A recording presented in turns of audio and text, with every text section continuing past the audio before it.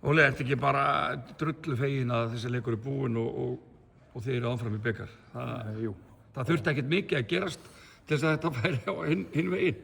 Nei, við bara eins og við vorum með að spila eitthvað voða hægt, þetta er eitthvað, ég veit ekki, þetta er eitthvað svo skrítnir svona leikir, skilur þeir á til að mæta með eitthvað svona vannmatt og á pappírunum megum við vera betri og allt það. Alltaf, já. En ég skilur þeir kunna alveg körfubolta sko, þannig að við bara, gleymdum okkur allt og oft í öllu sem við ætlum að gera og en sem betur fyrir náðum við að skrapa saman, 1 sigur. Já. Þannig að það er ekki, bara hættilegt að þeir eru alveg með leikmenn hérna sem að kunna þetta. Já. Grindvíkingarnir 2 bræðurnir, þeir kunna heldur betur þessi íþrótt. Lazio og flottur með ykkur í fyrra. Daniel líka góður, bankkartinn. Og ef þeir væri með öflugur í kanna, þá... Já.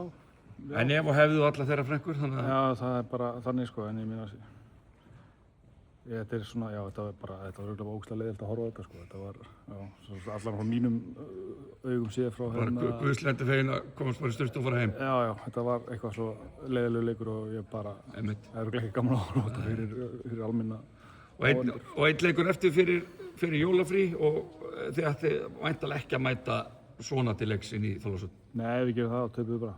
Það er bara mjög einfalt. Já. Það er Óli, til lukku með að vera komin áfram með bikarnum. Takk fyrir það.